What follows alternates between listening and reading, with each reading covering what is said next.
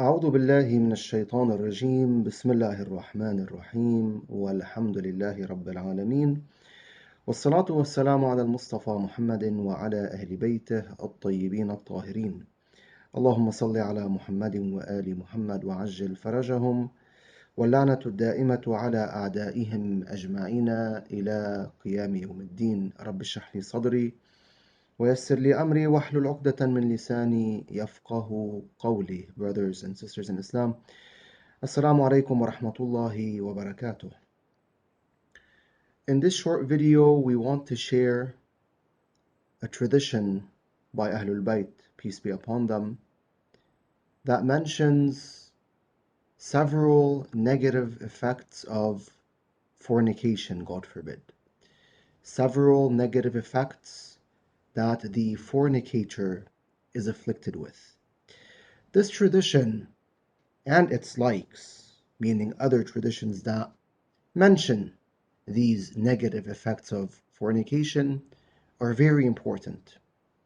It is very important to remind ourselves of these traditions, especially that we're living in an era of temptations, an era in which we're surrounded by temptations and by images or videos or words that call us towards indecency, that call us towards committing unlawful deeds, indecent deeds pertaining to carnal desire.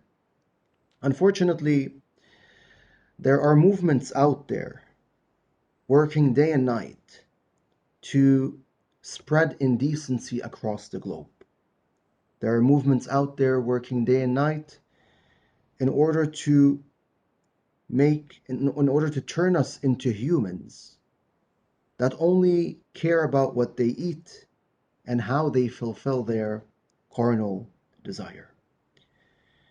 The tradition that we want to read and understand is found in the book Man La Yahdaruhu al-Faqih for Shaykh al-Saduq rahmatullah alayh. It is narrated that Imam Abu Abdullah al-Sadiq alayhi salam said that his father said that his forefathers, peace be upon them, said, للزاني excuse me للزاني ست خصال ثلاث في الدنيا وثلاث في الآخرة. The Imams say, peace be upon them, that the fornicator is afflicted with 6 effects. 3 of those effects take place in this world, and 3 of those effects take place in the hereafter. فأما التي في الدنيا فإنه يذهب بنور الواجه. The Imams say, as for the effects that take place in this world, the first of those effects is the removal of the light of the face. This is the literal translation of the hadith. The removal of the light of the face. When a person fornicates, the light of his face is removed. The question is, what is meant by this? What is meant by the light of his face? It's quite clear that when you look at fellow human beings, you don't see physical light stemming from their face. Yes, there was one person named Fatima al-Zahra salawatullah wa salamuhu alayha, and physical light actually stemmed from her face. This was one reason why she was called Az-Zahra, the Lady of Light, peace be upon her. However, in general, even when you look at pious believers, you don't see physical light actually coming out of the face. So what is meant by this term? ذهاب نور الوجه. يذهب بنور الوجه. You see, when you look at the face of a pious believer, you feel a sense of comfort. You feel a sense of tranquility. There's some sort of feature in their face. There's something about their face that comforts you when you see them. that instills peace in your hearts. And it seems as if their face is what? As if their face is glowing. This, of course, does not have to do with their skin color. Their skin color might be white or wheatish or black, it doesn't matter. When you see the pious believer, you feel as if his face is glowing, and his face, seeing his face, instills peace and tranquility in your heart. That is what is meant by Nur al-Wajh, the light of the face. The fornicator loses that feature. And so when you see his face, even if his face is white, as in even if his skin color is white, you feel that his face is dark. There's something about him that instills discomfort in your heart, that doesn't make you comfortable. And so this is the first effect mentioned by the Imams والسلام, when they mention the effects of fornication. Fornication, God forbid, makes a person lose that feature in their face. It makes them lose the light of the face. Then he says, they say alayhim salam, وَيُورِثُ الْفَقْرَ وَيُعَجِّلُ الْفَنَاء. The second effect of fornication that takes place in this world is that it leads a person to poverty. Fornication leads a person to what? To poverty. Number 3, it reduces, it shortens a person's lifespan. So it brings you closer to death. Why? Because it's shortening your lifespan. Those are 3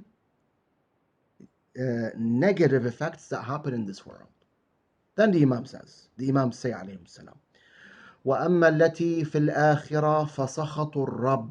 As for the effects that take place in the hereafter, the first one is Allah's wrath, meaning the fornicator will be afflicted with Allah's wrath. Now, you and I know that Allah's wrath is His punishment, as Ahlul Bayt say, alayhim salam. So the fornicator will be afflicted with unbelievable punishment from Allah Ta'ala. وَسُوءُ الْحِسَابِ. The second effect is going through a difficult, terrible reckoning. You know, on the Day of Judgment, there's a stage called Hisab, the stage of reckoning, the stage in which Allah Ta'ala questions the people. Some believers will be exempted from that stage. They'll be allowed to enter heaven without being questioned by Allah. Some believers will go through what Al-Quran Al-Karim calls Hisabun Yasir.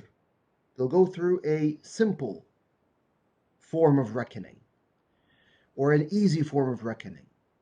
But some people, unfortunately, will go through a terrible, an awful form of reckoning.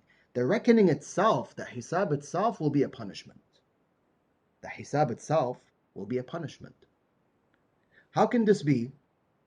For example, imagine what would happen to the human being if Allah subhanahu wa ta'ala wanted to be very detailed in His questions pertaining to that person's deeds.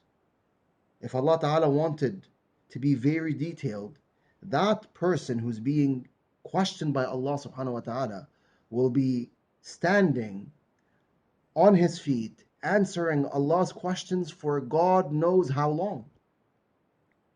That stance in itself will put the human being through physical and emotional pain.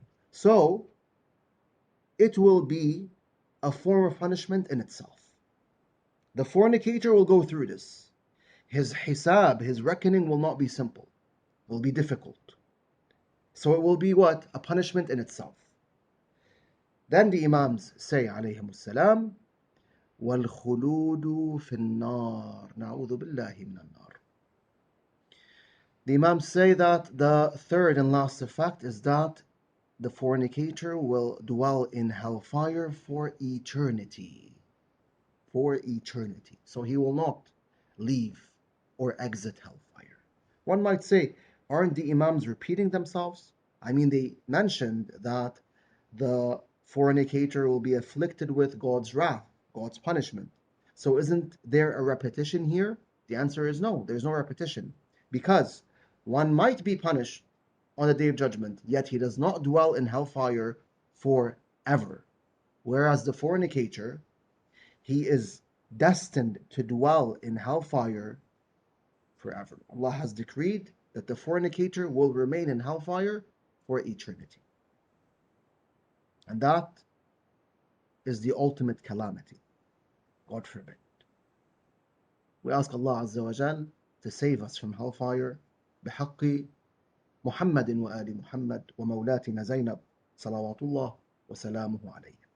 After hearing this tradition, one might ask, so does that mean if someone fornicated or will fornicate in the future, once they fornicate, they have no hope in being saved from hellfire? Does that mean that the fornicator is doomed and there's absolutely no hope for him to be saved from Allah's punishments? We say, no, that is not the case. If the fornicator, God forbid, if the fornicator repents before it is too late, then Allah subhanahu wa ta'ala will accept his repentance.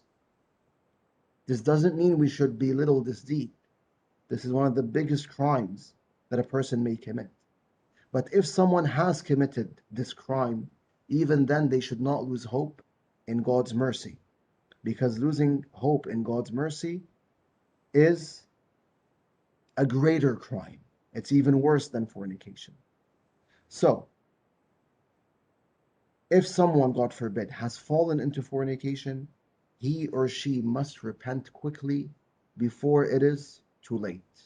And we must remember that part of repentance, one of the main conditions of repentance, is intending on not committing that sin or not committing sins again.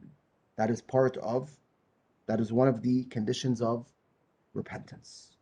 And so, we should quickly repent before it is too late. If the fornicator truly repents, then Allah subhanahu wa ta'ala will accept his repentance and will exempt him from being punished on the day of judgment, meaning will exempt him from being punished through hellfire, let alone dwelling in hellfire for eternity.